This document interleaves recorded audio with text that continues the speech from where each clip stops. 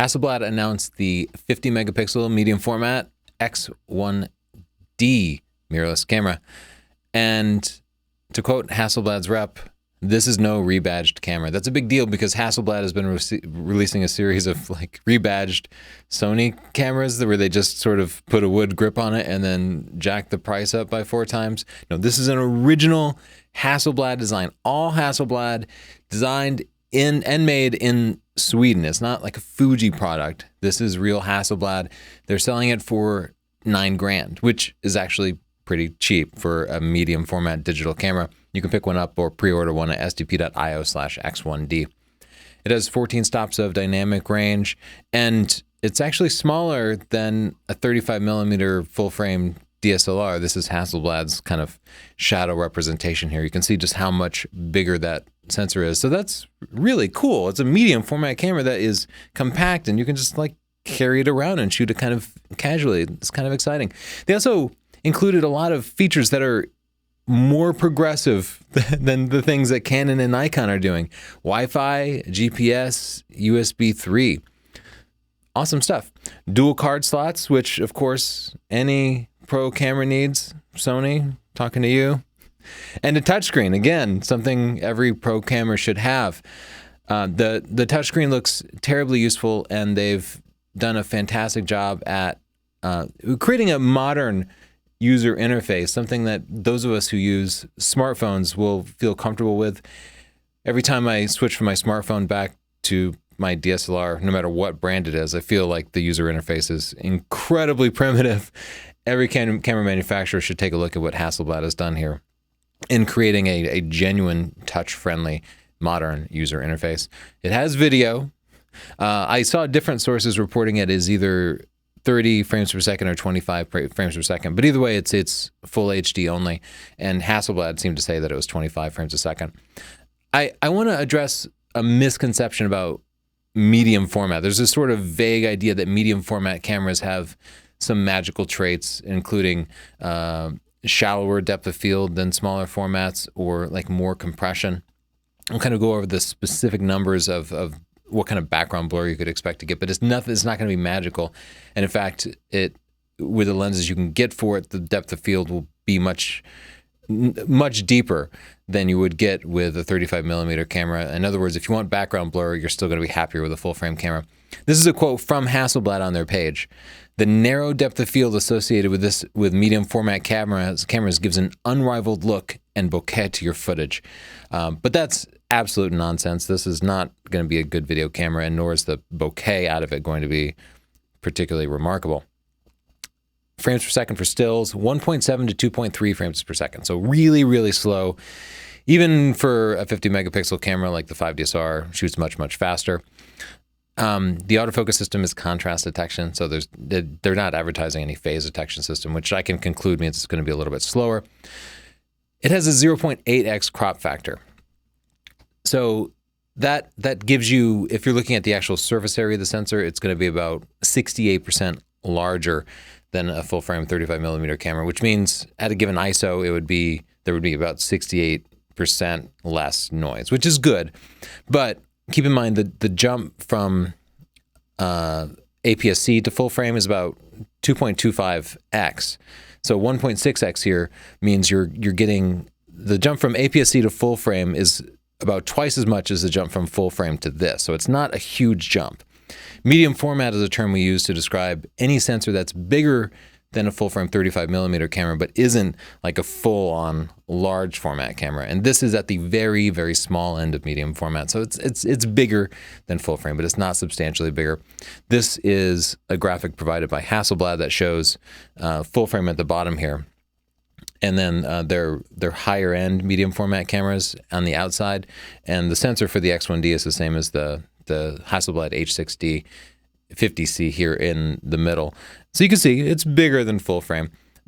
Even the way they've arranged these kind of exaggerates the size difference though by pushing the full frame sensor towards the bottom. But you can see there's definitely more surface area. If you wanted to understand the amount of noise that you would get, shooting on the X1D at ISO 100 would gather about the same amount of light as shooting on a full frame camera at ISO 64. So if you were to shoot on the D810 or the D810 or the Pentax K1 at their base ISOs, you'd probably get about the same amount of total noise as you would on the X1D. If you shoot at the X1D at ISO 400, you'd get the same amount of noise. I did that backwards. If you shot at the X1D at ISO 625, you get about the same amount of noise as shooting at ISO 400 on the 35mm camera. In other words, you would have less noise at the same ISO, but shooting at ISO 100, you would get overall cleaner images. However, because the D810 has that lower ISO, you would get the same amount of noise. Let's talk about the lens selection. This is kind of a weak point of any brand new system because this, of course, is a mirrorless system. They haven't previously had a mirrorless medium format system before, so they have to make brand new lenses for it. They announced two lenses, a 45mm f3.5 and a 90mm f3.2, both costing over $2,000. These are equivalent in 35mm terms, meaning they will gather the same total amount of light. They'll have the same background blur as a 36mm f2.8 or a 72mm f2.56. This isn't an exact conversion because the aspect ratio of the sensor is a little bit different than the 35mm sensor. So it gets a little squirrely when you try to convert from one to another. So if you're looking at 50 megapixel cameras and you're results oriented, you might also consider the Canon 5 DSR. You could get the Sigma Art 35mm f1.4, which is an incredibly sharp lens, and you could get Canon's 85mm f1.2, and that would all cost you about $6,500. You'd have a similar, well, you wouldn't get your Wi-Fi or GPS. So the Hasselblad does have some additional features, but I would almost guarantee you that the 5 DSR is going to produce sharper images with those lenses than you would get out of the X1D here, with the same set of with their two lenses, and that would cost you about $14,000.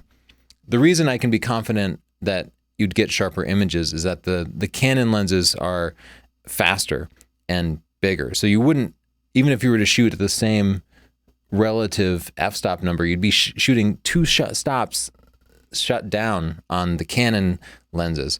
It also means that in low light, you'd have the option of opening up those lenses and gathering 4 times more light. So while the medium format camera has a 68% ISO advantage, you have a 400% light gathering advantage on the Canon, meaning in lower light, you'd definitely be getting cleaner images out of any full frame camera with those super fast lenses. Fast lenses will beat larger sensors when they're available, and lens selection is a huge part of the overall image getting process. People sometimes buy bodies just for their features, but it's the lenses that really do most of the picture taking. I also want to point out there's neither lens nor sensor stabilization on this, and that can be a real challenge. We shoot with the 50 megapixel 5 DSR all the time, and when you shoot with unstabilized lenses, it's hard because you can throw the reciprocal rule out the window when you shoot with 50 megapixels and really sharp lenses. You need to be shooting at maybe twice the focal length or 4 times the focal length if you want to have any confidence that a shot is going to be sharp. Something like the Sony a7R II, which is mirrorless and has sensor stabilization, can really ultimately produce sharper results than you would get on an unstabilized camera. And a little tiny mirrorless Hasselblad like that, I think it's designed to be carried with you. It's designed to be handheld. So stabilization could be really important. It's not a tripod camera so much. The shutter speed ranges from 1/2000th to 60 minutes. You can put Nikon flashes on it and it will sync at any shutter speed. So they didn't specifically say, but maybe those lenses have a leaf shutter design which allows syncing at higher speeds. Let's look at the sample pictures that Hasselblad provided for it. This tells us a little bit about how they expect users to use the camera. So this is one picture, and most of the time when we look at sample pictures, we see race cars driving towards the camera, or wildlife shots, or like portraits with deep background blur.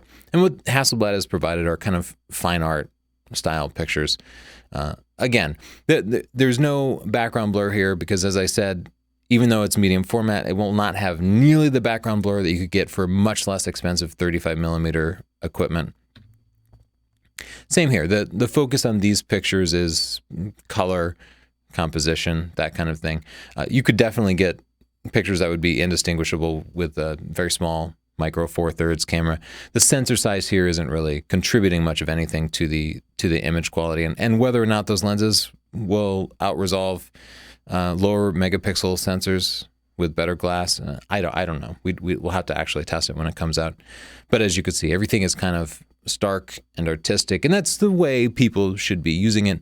I think the target audience for this is not people who are focused on producing the best quality images, but people, well, probably people who already own Hasselblad equipment and maybe want to put an adapter on it and use those like H system lenses on it.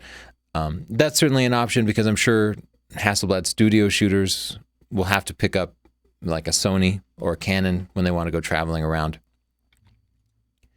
The price of it, $9,000. The availability, I wasn't actually able to find a date. They do brag about being compatible with, I think, 17 H system lenses, which is still a small number, but you would have to put a massive adapter on it, because these are designed for DSLRs or SLRs in general, which have a big mirror on it. And that medium format mirror it's going to be big, because it has to be as bigger than the sensor, really. So it also sticks out quite a ways. So at this point, you've completely offset any size benefits of it. So yes, you can use these lenses, and maybe if you have a collection, it's still going to be smaller than bringing around a huge DSLR. But at this point, the camera itself does become really clumsy. And so we do kind of want to see lenses designed for that native system. Hasselblad's teasing another one coming out. Anyway, if you're interested in pre-ordering it, go to sdp.io/X1D. I also want to say I'm really excited, because Hasselblad has said there will be surprises at Photokina. So we can look forward to announcements coming up in September. We'll be there in Germany at Photokina, checking out their gear. And I'm really excited to see another manufacturer innovating and creating new equipment. So no new system is going to be able to compete with, existing, say, Canon and Nikon systems that have been around for 20, 30 years, building up this massive infrastructure of flashes and lenses and stuff like that. It's going to be tough for practical shooters like myself to look at the two systems and see that it adds up. But I'm hoping that the system will be around for a long time, and that Hasselblad continues to develop it. And I'm excited that Hasselblad is innovating and making original cameras instead of just rebadging Sony cameras. Thank you, Hasselblad. We're really excited to see it. I have books and videos and stuff that you can buy to learn photography, understand gear, learn post-processing in Lightroom and Photoshop. Check it all out at sdp.io/store, or search for my name, Tony Northrup, at Amazon. It's all pretty cheap. Thanks. Like, share, subscribe, etc. Bye.